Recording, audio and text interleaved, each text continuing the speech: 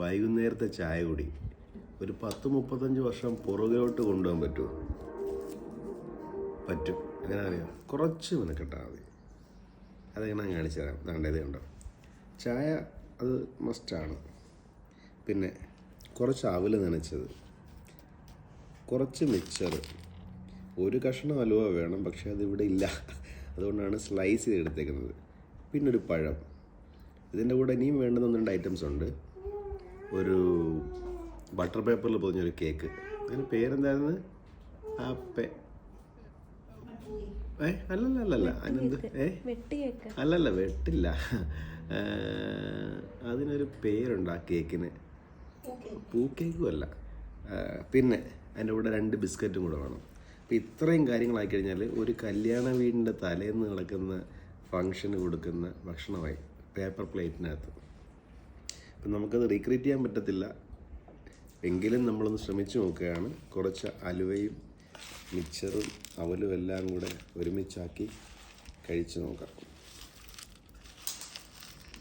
ഒരു പഴവും കൂടെ എൻ്റെ കൂടെ വെച്ചിട്ട്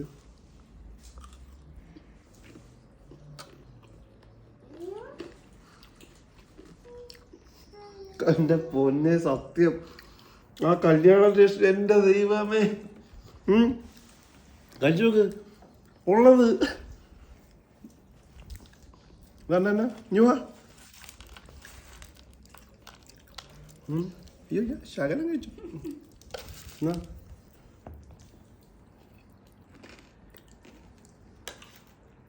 സത്യം എൻ്റെ എന്നോട് ഇതിൽ അലുവയും കൂടെ തരാം.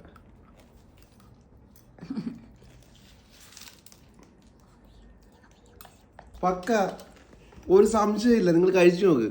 കുറച്ച് അവല് നനച്ച്, അവല് നനയ്ക്കുന്നത് ശർക്കര ചേർത്ത് അവല് നനയ്ക്കണം. പഴം, മിക്സർ, അലുവ, പിന്നെ ഇവിടെ ഒരു ബിസ്ക്കറ്റും മറ്റേ പേപ്പർ ഇപ്പോൾ കേക്കിൻ്റെ പേരെന്തുവായിരുന്നു? ഒരു മിഠായി കണക്ക് പൊതിഞ്ഞ് വെക്കുക കേക്ക്. എന്തിനായാലും കൊള്ളാം. അതും ചായയും ഇന്ന് കഴിച്ചു നോക്ക്, സെറ്റായിരിക്കും. അയ്യോ ഞാൻ ഒരിക്കലും പ്രതീക്ഷിച്ചില്ല ആ ടേസ്റ്റ്. ആ ഓർമ്മകളിലോട്ട് പോയി. ആ ട്യൂബ് ലൈറ്റും വെട്ടവും ആ വെള്ളപ്പന്തലും. അയ്യോ